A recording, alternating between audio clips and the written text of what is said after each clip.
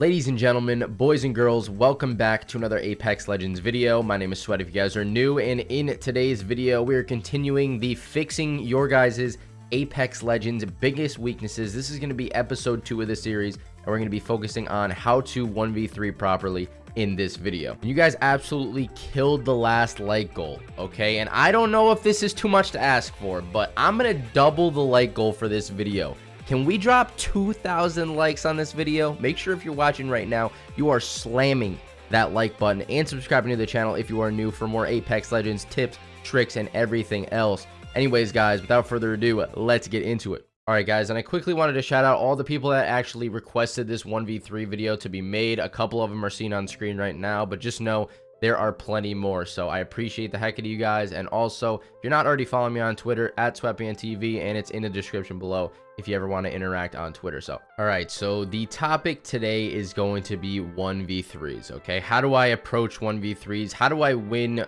more 1v3s consistently and stop just dying to 3 stacks all the time in public matches or in ranked? It's going to be a little bit different, okay? Ranked is going to be people are trying super hard to win every game, and I know in pubs a lot of the times you kind of just hop in and you're relaxing, it's more casual, whereas ranked you're really trying to go for those points. So if you're in a 1v3 scenario in ranked, it's going to be a lot more difficult to win. That is definitely not going to stop me from giving you the best possible chance to win those 1v3s, okay? Nobody in their right mind, not even the best player in the world, is going to win every single 1v3 fight, and you got to accept that. It's not going to happen every single time, but when it does happen, it's going to feel that much better because you know exactly what to look for, guys. So the first thing that I would tell you is probably getting a good position to where only one person can shoot at you at a time. You want to basically make it 3 separate 1v1s, if that makes any sense. So focus one person out at a time, so that way once you finish that 1v1, you can move on to another one, and then the last one if it's a 1v3, or if it's a 1v2, you only need to single out one of them and then the next one, and then you're done with the fight pretty much. But you have to put yourself in a position on the map, whether it's on World's Edge, Olympus, Kings Canyon, whatever map it might be. You have to put yourself in a situation where only that one person can shoot you at a time. You do not want to get team fired. That's where I feel like a lot of people die very quickly in 1v3s, where you just get team fired by the whole squad at once.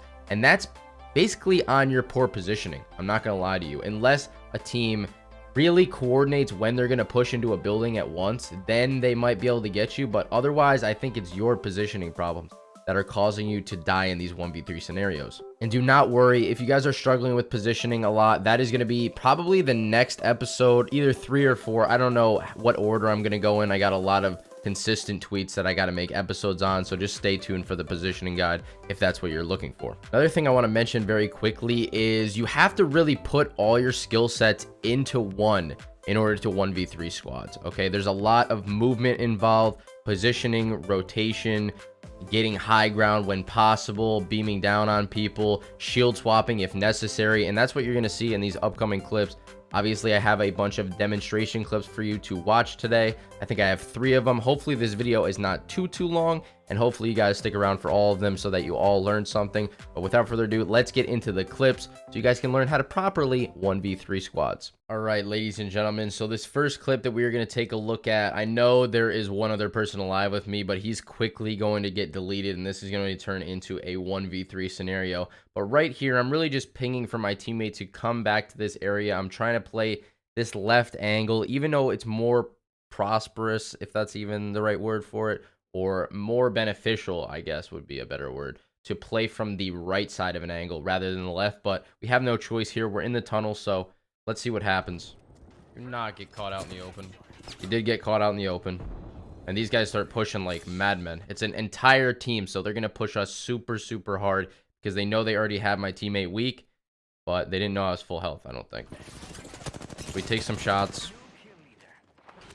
So right here, I start shooting at this Valk, right? She pops out into the open, I start shooting her. But what I should have done is actually ran back to the angle, and like I said earlier, I should have played the right side of the angle. Luckily for us, we get the initial shots, and he was really shooting at the Octane, I believe. So we end up getting the knock here. Oh, all right, we are super low right now. Decide to smoke the angle out. Luckily, he misses the PK shot on me. And this is where my teammate's going to go down. And don't you guys worry, that Valk is going to get res. So we're going to have to fight that person again. Right here, we're just playing the top angle, making sure to take a battery. Just going to play this angle. Hope for the best. Really want my teammate to get out of that area. He's pushed way too far up. You got to run, my dude. You're dead. You can tell I knew he was dead. So right here, you can see that I'm positioning myself on a nasty little head glitch. If you guys ever find yourself in this tunnel on Olympus, make sure you're playing this if a team is coming from the bottom. This is easy beams. So I switch my stabilizer, get some good shots on Bloodhound. Now you guys can see I'm instantly in a 1v3 scenario. The Valk is running up the right side here, and I want to focus on her because I know she probably hasn't healed. And I recognize that that's the same name that I downed earlier. So hopefully she hasn't healed. Luckily she hadn't. We get an easy beam. And right away we go for this armor swap.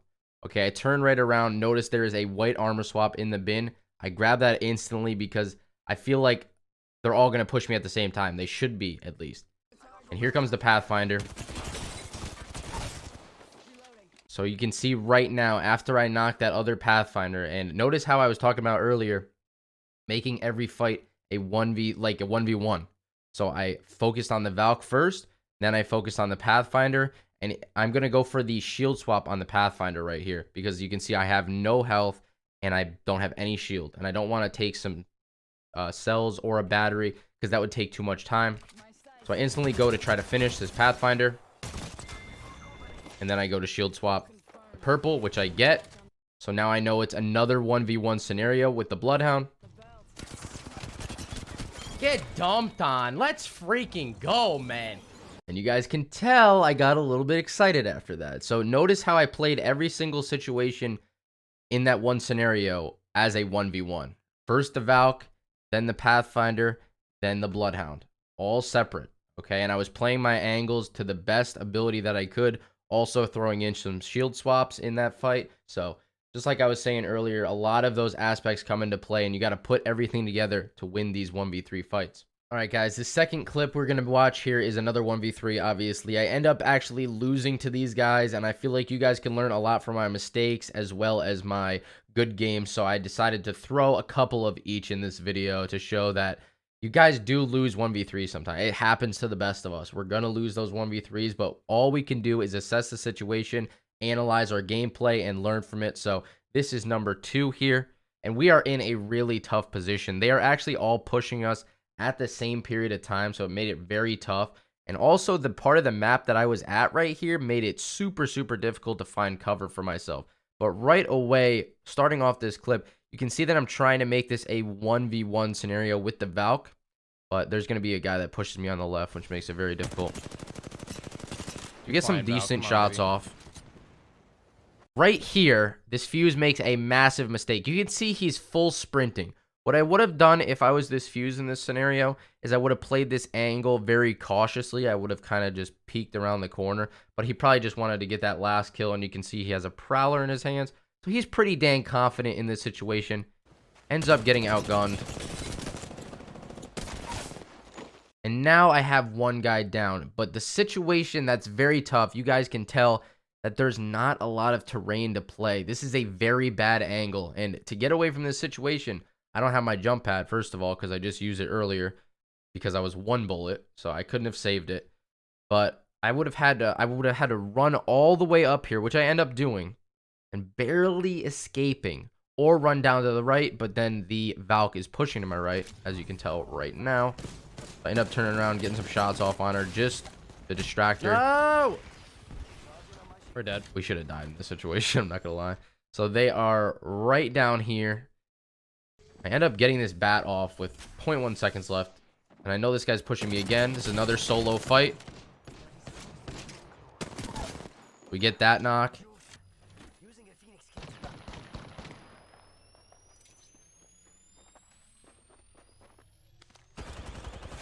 Dude, what? So you guys can tell that was a very unfortunate situation. I think if I get that Phoenix kit off, I win that game 100%. And also, after reviewing it a little bit more closely, after turning around for a split second, I did notice there was a rock behind me. But if I did run to that rock, I could have gotten fried from down low. So I don't know. It was a very tough scenario. Let me know down in the comments, like I said, what I should have done here. But unfortunately, we did end up dying with 0.1 seconds on that Phoenix kit. God, that's got to be the worst feeling in the world.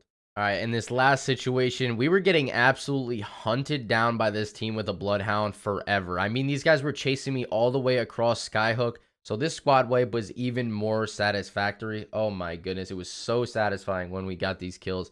And they were actually the champ squad. So these were no casual scrubs. This was definitely a squad that was trying their hearts out to kill me. And we end up playing this building next to us perfectly. And I'm just going to kind of let it play. I'll pause it every now and then for you.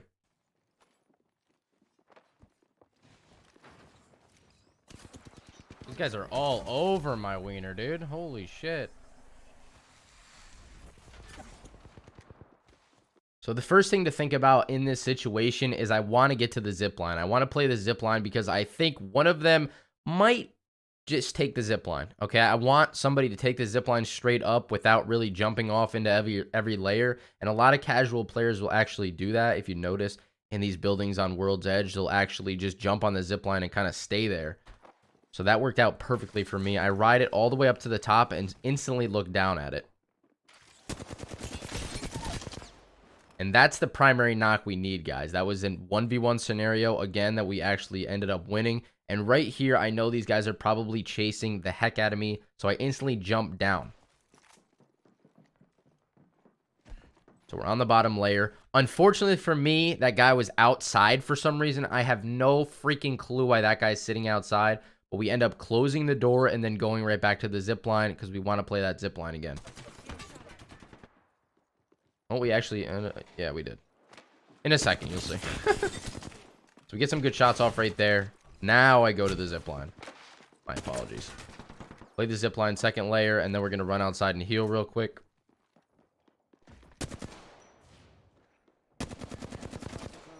Sick. I'm fine with that. And that was a really bad situation for us because I thought that Bloodhound was actually going to peek out from that angle and know where we were. Unfortunately, the person did not, and they actually got everybody rezzed. So my main goal in my head right now is instantly I need to get that knock on the guy that I just had knocked previously. I head upstairs real quick. This Wraith actually chases me. Bad angle for this Wraith. Like I said in the last video, if you watch the decision-making guide, never climb an angle where someone's looking at you because that's an easy fry. And I ended up knocking the Wraith.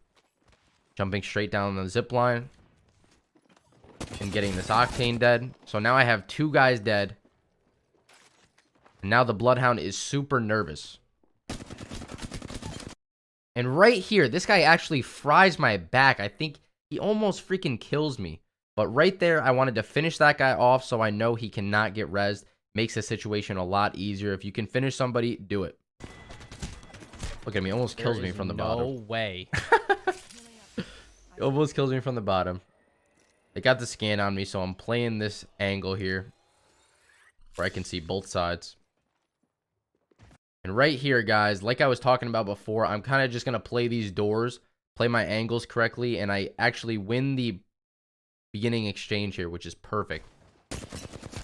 I get some really good shots off. I know he's super low. You can see I'm playing my right angle here, right when he comes outside. Got 33 damage off, and if I did the math from the previous shots, I know I only have to hit him 1 time. So I hit him once and get the kill. And that is the squad wipe, and that was so satisfying. Oh my god, they were chasing me forever, like I said. Anyways, guys, if you did enjoy this video, make sure to drop a thumbs up, subscribe to the channel if you are new, and these tips helped you in any way, shape, or form. And it's been Sweat. I will catch you in the next one. Peace out.